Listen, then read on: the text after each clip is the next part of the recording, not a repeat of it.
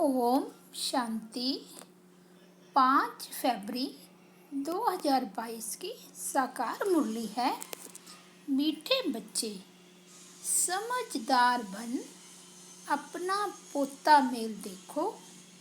कोई कर्म इंद्रिय धोखा तो नहीं देती है। सारे दिन में कोई भूल हो तो अपने आप को सजा दो। आज का प्रश्न है, बाप से सच्चा व्यापार करने व ऊंच पद पाने का आधार क्या है? उत्तर है, बाप से सच्चा व्यापार करना है तो बाप के हर डायरेक्शन पर चलो। बाबा कहते, बच्चे यदि ऊंच पद पाना है तो अंदर में जो भी बुरी आदतें हैं वह निकाल दो। कुदृष्टि, क्रोध आदि से बहुत नुकसान होता है।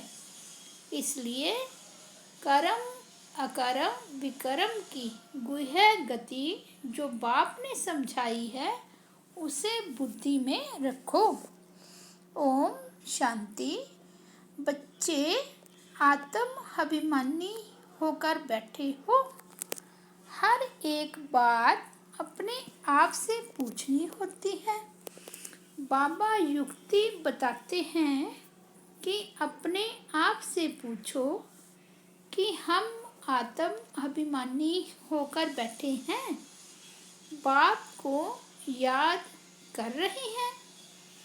तुम्हारी यह सेना है। उस सेना में सिर्फ जवान होते हैं। तुम्हारी इस सेना में बूढ़े, जवान, बच्चे आदि सब हैं।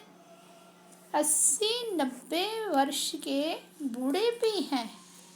यह सेना है माया पर जीत पाने के लिए। हर एक को माया पर जीत पाकर बाप से बेहद का वर्षा लेना है। माया बड़ी जबरदस्त है, बड़ी प्रबल है, बहुत तूफान लाती है। हर एक कर्म इंद्रिय धोखा देती है। सबसे जास्ती धोखा देने वाली कौन सी इंद्रिय है? आँखें सबसे जास्ती धोखा देती है।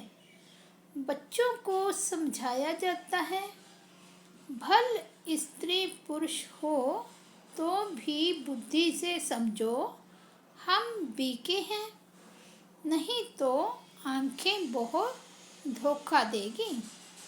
यह भी चार्ट में लिखना चाहिए। सारे दिन में हमको कौन सी कर्म इंद्रिय ने धोखा दिया है? आँखें नंबर 1 धोखा देने वाली है। आँखें नुकसान बहुत करती है। सूरदास का मिसाल देखा, मुझे आँखें धोखा देती है तो आँखें निकाल दी। भल बच्चे सर्विस बहुत अच्छी करते हैं परंतु माया भी कम नहीं है। आँखें बहुत धोखा देती है और एकदम पथभ्रष्ट कर देती है। समझो सियाने बच्चे जो होंगे वह सारा दिन नोट करेंगे, हमने कोई भूल तो नहीं की। भक्ति मार्ग में भी अपने को चमाट मारते हैं कि याद रहे, फिर ये काम कभी नहीं करेंगे। वैसे ही इसमें भी जांच रखो। अगर आँखें कहाँ धोखा देती तो अपने को सजा दो, किनारा कर चला जाना चाहिए, खड़ा होकर देखना नहीं चाहिए। सन्यासी लोग बहुत करके आँखें बंद कर बैठते हैं, स्त्री को देखते ही नहीं हैं। वहाँ पुरुषों को आगे, स्त्रियों को पिछाड़ी में बिठाते हैं। यहाँ भी तुम बच्चों को मेहनत करनी है, विश्व का राज्य पाना कोई मासी का घर नहीं है। अभी तुम बच्चे हो संगम युग पर। बाबा कहते हैं संगम के साथ साथ पुरुषोत्तम अक्षर जरूर लिखो, जो किसको भी समझाने में सहज हो। पुरुषोत्तम संगम युग, जबकि तुम मनुष्य से देवता बनते हो। गायन है ना, मनुष्य से देवता किए कौन से मनुष्य? कलयुगी। देवताएं तो रहते हैं सतयुग में, तो कलयुगी मनुष्यों को देवता, नरकवासियों को स्वर्गवासी बनाने के लिए ही बाप आते हैं। यह भी अभी तुम जानते हो।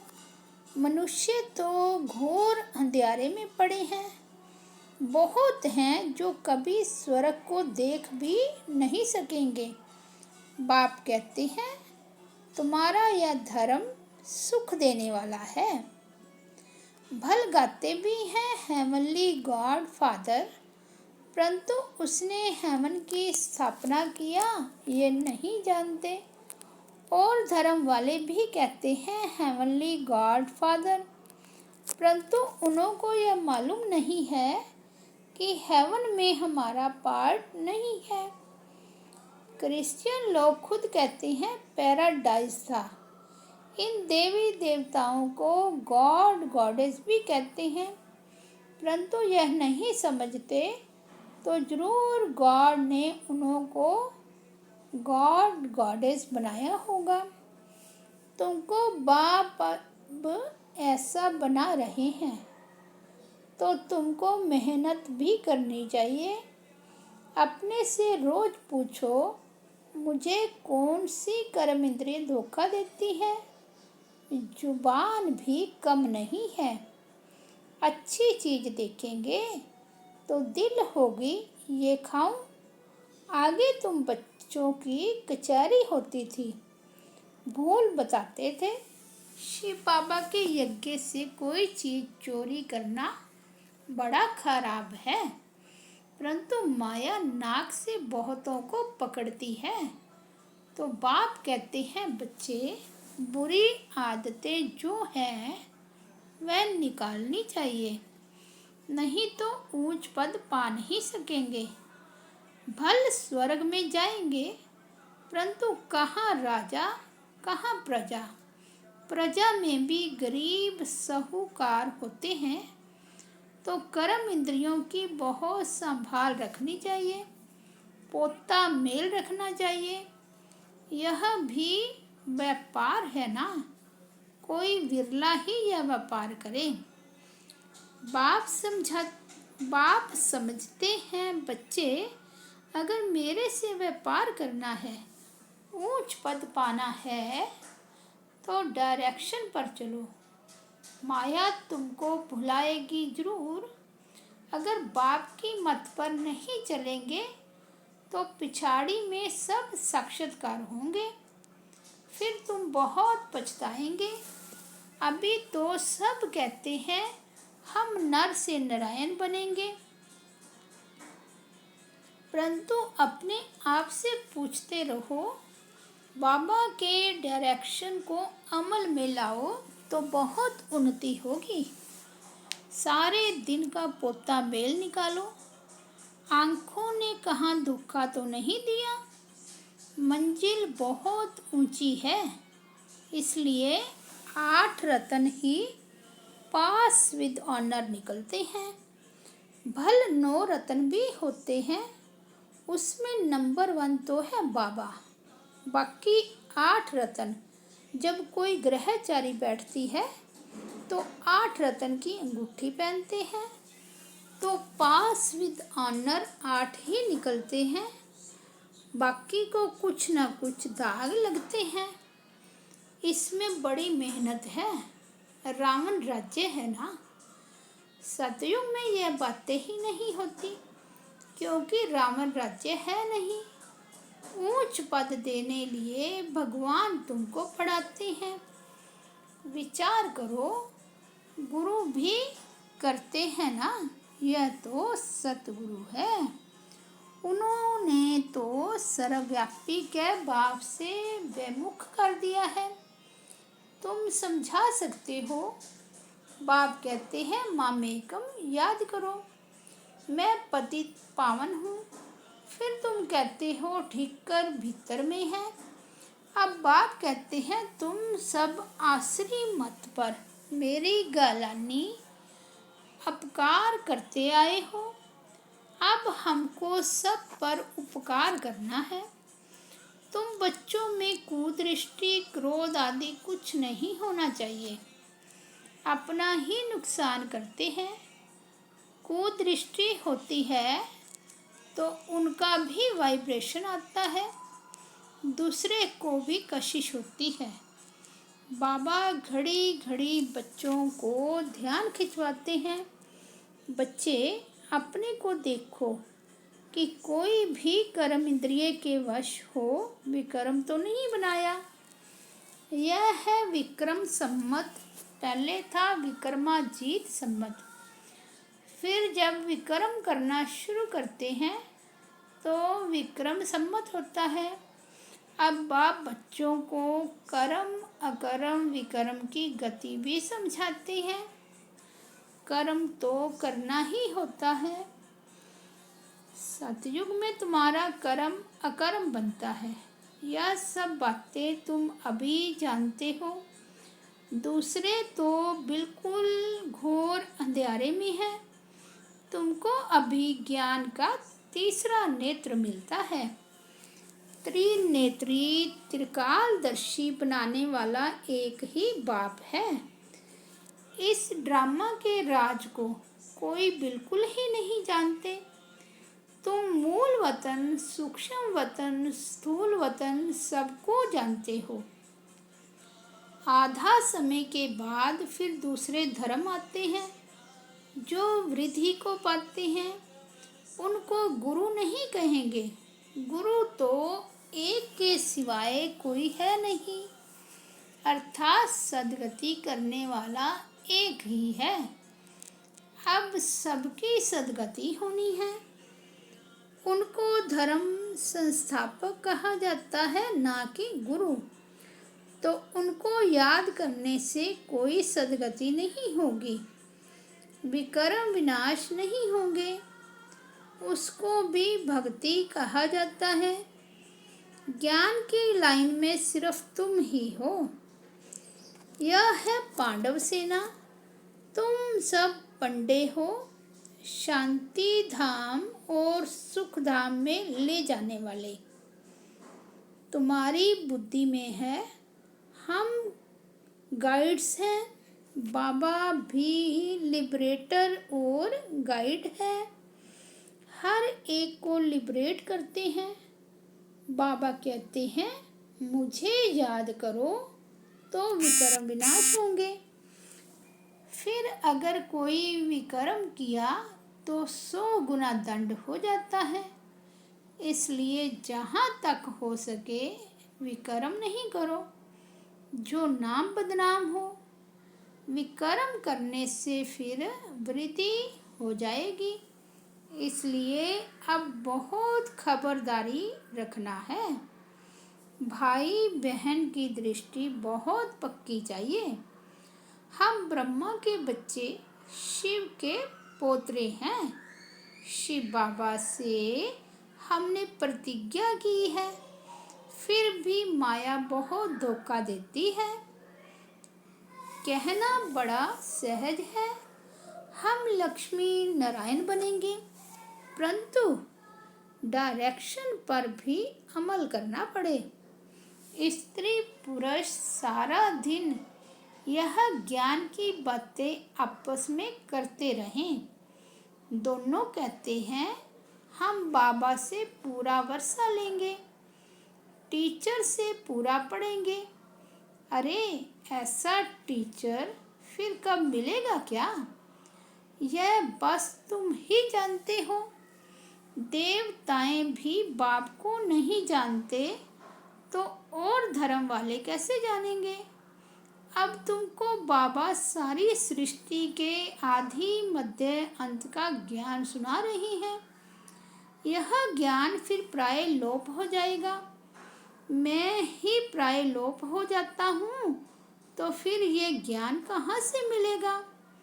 बाबा बच्चों को युक्ति बताते हैं तो हमेशा याद रखो कि हमको शिव बाबा सुनाते हैं। यह जानते हैं मैं भी शिव बाबा से वर्षा ले रहा हूँ। यह भी स्टूडेंट लाइफ में है। तुम भी मनुष्य से देवता बनने के लिए पढ़ रहे हो। देवताएं होते हैं सतयुग में, कलयुग में मनुष्य हैं, उसमें भी अनेक धर्म है। यह बहुत समझने की बातें हैं।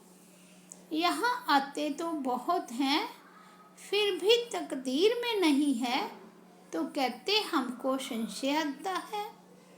शिव बाबा इसमें कैसे आकर पढ़ाते हैं मैं नहीं जानता हूँ। अरे शिव बाबा अगर ना आए तो भला शिव बाबा को याद कैसे करेंगे जो तुम्हारे विक्रम विनाश हो। उनके याद के बिना तो विक्रम विनाश हो न सके।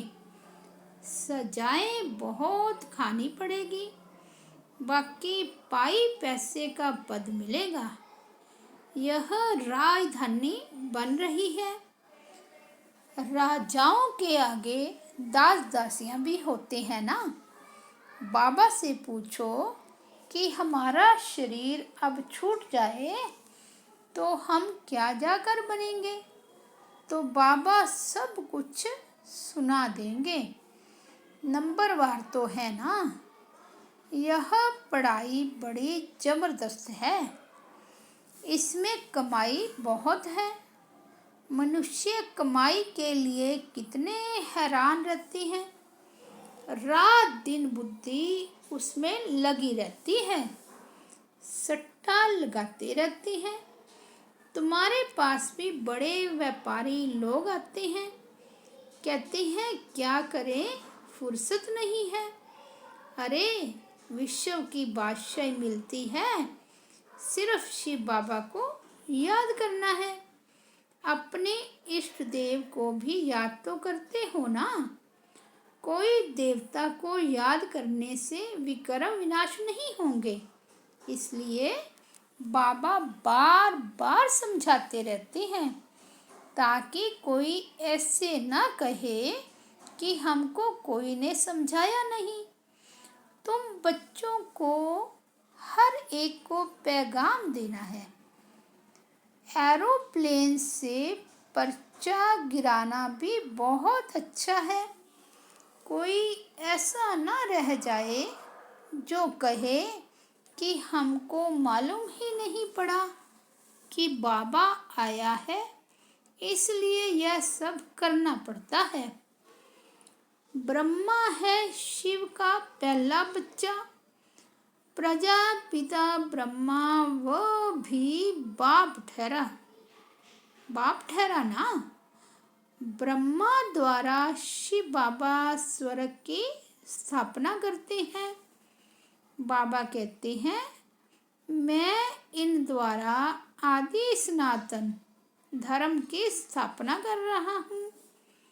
होमनहार विश्व के बाद विश्व में सुख शांति पवित्रता होगी। कल्प कल्प ऐसे स्वर्ग की स्थापना होती है। सदैव बाबा बाबा कहते रहो। बाबा कहने से ही आँखों से प्रेम के आंसू आ जाए। बाबा आपसे कब मिलेंगे, परंतु जो सन्मुख बैठे हैं वह मानते नहीं और नहीं देखने वाले तड़पते हैं। वंडर है। लिखते हैं बंधन से छुड़ाओ। कोई कोई तो बाबा के बनकर फिर माया के बन जाते हैं। फिर पिछाड़ी में याद आएगा मरने समय सबको कहते हैं राम राम कहो, फिर अंत में कशिश होगी। समझेंगे बाबा की याद से हम विकर्म विनाश तो करें। बाबा कहते हैं मीठे मीठे बच्चे अपना कल्याण करो, बाप की श्रीमत पर चलो, सबको संदेश देते रहो। एरोप्लेन से कोई कोई को पर्चा मिला तो वह जग गए हिस्ट्री सुनाना। सारे विश्व में खास भारत में सुख शांति तो स्थापन होनी ही है। अच्छा, मीठे मीठे सिकिलदे बच्चों प्रति माता पिता बाप दादा का याद प्यार और गुड मॉर्निंग। रूहानी बाप की रूहानी बच्चों को नमस्ते। हम रूहानी बच्चों की रूहानी बाप दादा को याद प्यार गुड मॉर्निंग और नमस्ते। धारणा के लिए मुख्य सार फर्स्ट पॉइंट है भाई बहन व भाई भाई की दृष्टि पक्की करनी है। बहुत खबरदार रहना है, ऐसा कोई कर्म न हो जो बाप का नाम बदनाम हो। सेकंड पॉइंट है बाप में कभी भी संशय नहीं लाना है, प्रेम से बाप को याद करना है, रात दिन पढ़ाई पर ध्यान देकर कमाई जमा करनी है। आज का वरदान है सदा विजय की स्मृति से हर्षित रहने और सर्व को खुशी दिलाने वाले आकर्षण मूर्त भव।